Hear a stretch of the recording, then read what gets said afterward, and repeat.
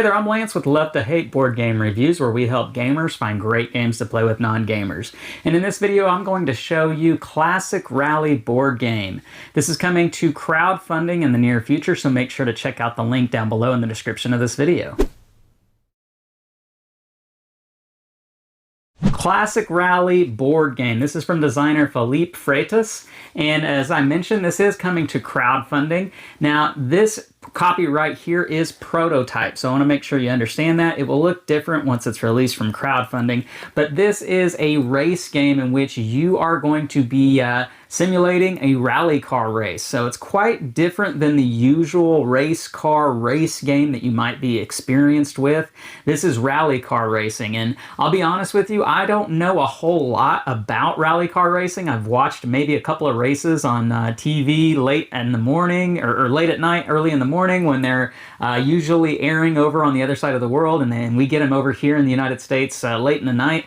And so I've watched a couple of races like that. I don't know all the ins and outs, but I really wanted to check this game out and was given an opportunity to do so. And because of time restraints and the amount of time that I was able to get with this game, Sam was not able to film this with me, and so that's why you only have me here. Usually, Sam, my wife, would be in these videos with me, sharing her non-gamer perspective on this game, but I'm going to give you my gamer perspective on this. First, let's go down to the table and I'll show you how this game works. All right, here's Classic Rally, the board game, on the table. Now, as I get into this portion of the video, let me make sure to make you aware that everything you see here is prototype. The final artwork, components, and maybe even some of the rules might change once it's released from crowdfunding. That being said, let's get into this game about rally car racing. And in this game, you are going to have a rally car. You're also going to have a support car, which is going to be a separate vehicle somewhere out on the course. And you are going to be maneuvering both of these cars throughout the race. And you really want to get your rally car to the different checkpoints along the way, but your assistant car is going to help you to do so because you can't do it all on your own. Now, you do have lots of cards in this game. There are going to be feature cards, which are going to help move you depending upon where you're starting that particular turn. You're going to have accessory cards, which are going to help you deal with the hazards that come along as well as weather conditions. And then you're going to have consumables, which are going to power your vehicle and also prepare you for different hazards. You'll have joker cards, which are going to be special player abilities that you're going to be able to do once per game, such as taking cards from other players or repairing things, getting stuff from your assistant car without needing to be in the same space, that sort of idea. And you will have road book cards, which we'll come back to what these do here in just a second. They're a fun little puzzly part to the game. So how a turn works in this particular game, you will start by rolling 3 dice. You have 2 standard D6s, and then you have a weather die here. And depending on what you roll, you want to avoid rolling 1s in this game. You also want to avoid rolling 7 with the 2 dice combined. So in this particular instance, rolling a 2 and a 6, that's actually pretty good because nothing bad happens. However, if I rolled a 1, and if I rolled 2 1s, that's even worse, because then I would have to lose one of my features or 2 of my features if I rolled Snake Eyes for that particular turn. And again, what features do, I will have 2 of these features at the beginning of the game, putting them on my rally car in these 2 specific spots right here. This is for my rally car board. And so for instance, the lightweight feature, that allows me to go 1 extra space every turn, so long as I have fuel to be able to pay to move. And then another example here, sport suspension, that's going to let me go another space if I'm starting on a turn, or if I'm, or excuse me, a curve, or if I'm at an intersection and I'm going to turn one way or the other with my rally car, not with my assistant car.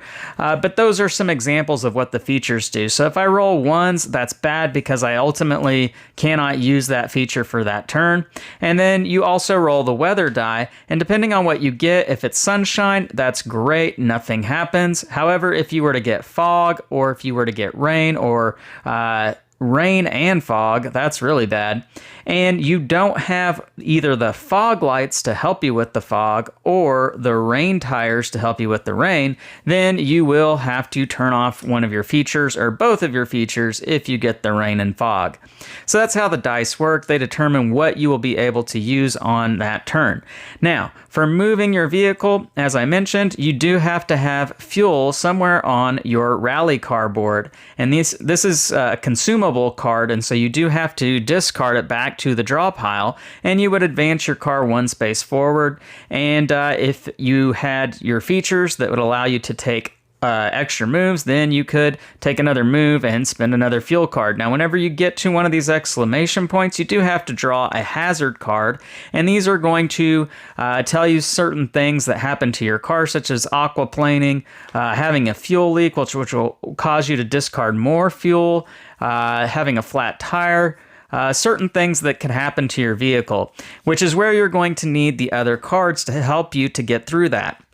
Such as an extra tire. A spare tire will help you to deal with that flat tire. And if you had that on your rally car board, you could discard that card and be able to move forward. However, if you don't, then you're stuck there until your assistant car gets there to give you that spare tire, because hopefully they have a spare tire to help you out, and you would be able to continue on your way. Now, your assistant car is only going to move one space each turn because it's slow, and so you do have to plan this out, trying to make sure your assistant car is never too far away from you.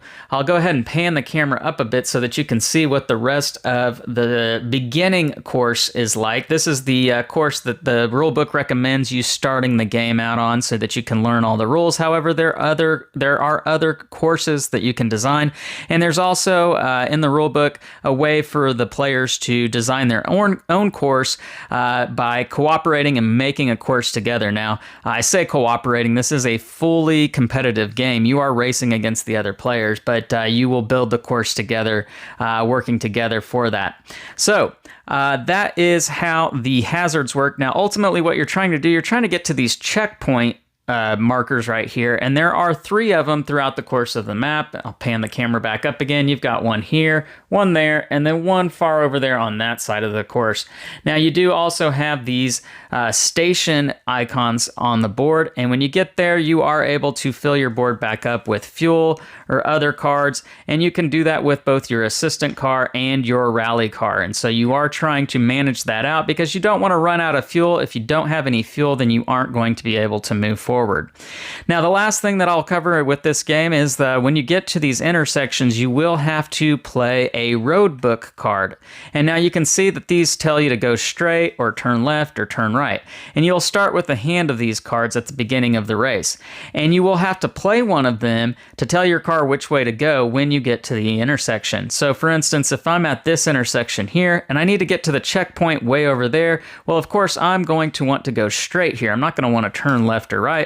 So I would play this straight ahead card and I would be able to move straight ahead. Now I'm at another intersection. And again, I don't want to turn right. I want to keep going straight. And so I have another straight ahead card and I'll play that. However, if for some reason I did not have that straight ahead card and I only had these cards, well, I'd have to play one of these cards to maneuver that intersection. So I can't turn left, so I would have to play turning right, and that would force me to go this way, which is something I didn't want to do. So you can see, depending on how the course works, these add an extra layer of puzzliness to the game, having to figure out how to maneuver your car throughout the obstacle course, if you will, of the race course, because you only are able to freely move your car in any direction you want when you get to an intersection once you've played all of these cards out of your hand. Otherwise, you are limited to what cards you have in your hand when you get to an intersection.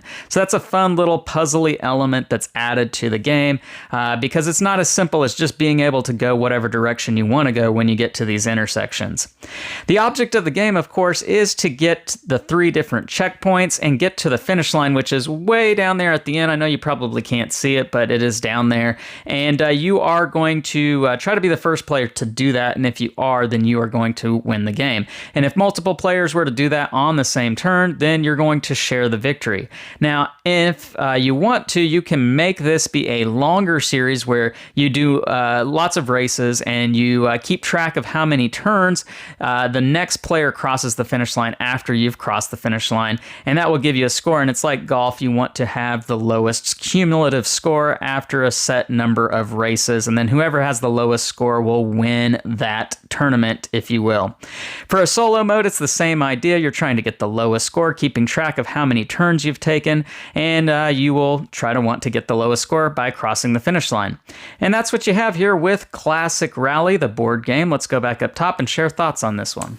All right, so there you have it. That's how Classic Rally board game works. So what are my thoughts on this game? Well, it is an unusual racing board game, like I mentioned at the top of this video. Most race games, you're going to have a set course. You're going to know what to expect. You're going to be able to game plan for things well in advance. You're going to have your moments where you're trying to stay with somebody and then trying to zoom ahead. And you will still have that in this particular game, but because the racetrack changes every time you play it, there's not going to be the opportunity to really know in advance what you should be doing. You really have to react to what happens in this race. And because you are rolling dice, and the dice do have some luck involved with them that will change what you're able to do on your turn, you are going to have to react to that as well. So there's a lot of reacting in this game.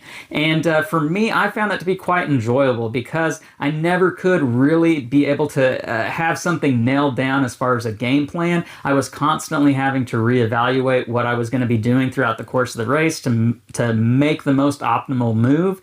And not only are you trying to figure out what to do with your race car, but you need to also keep in mind what you're doing with your accessory car, the car that's coming to help you when bad things happen. And bad things will happen in this game.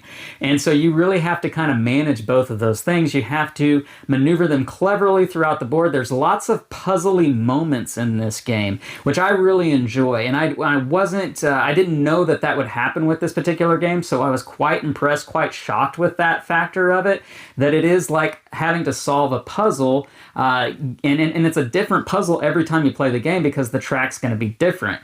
And so managing those race book cards whenever you get to an intersection, that was one layer of the puzzle. Trying to efficiently manage your fuel, that's another aspect to the puzzle. And then knowing that there's going to be certain spots on the course where you're going to have to go through hazards, and you want to be prepared for dealing with those hazards.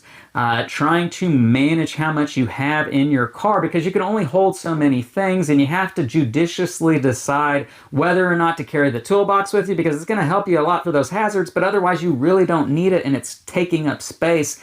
Those are just fun layers of puzzliness that I really enjoyed with this game that I didn't know it was going to be in this game. I really kind of just expected it to be a race game, but it's more than just that. It's a puzzly race game, which I really enjoyed, and I don't know that there's any other game out there that quite adds that puzzliness to it.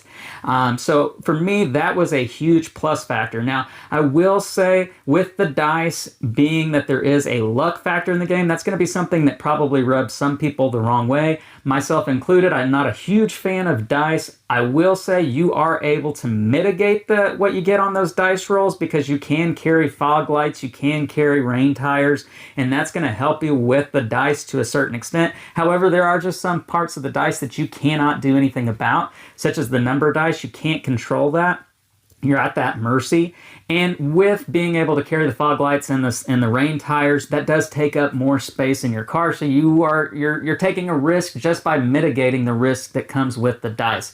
So there is that luck factor with the game that you do need to be aware of, and that might not be for you. But if you can get beyond that, there's a lot to like about this particular game. And for me, playing the solo experience is a fun experience as well. I prefer it at the multiplayer experience just because it's the classic racing. You need to be faster than the other person, and that's quite fun. I really do enjoy that. And as I mentioned in the rules portion of the video, you can do multiple races like a tourney or a cup, if you will, and keep points along the way. That's something really fun. That's something I would like to try to do with this game on a longer game night session. So the game is Classic Rally Board Game. It's coming to crowdfunding, so make sure to check out the link down below in the description of this video now that you know what it's all about.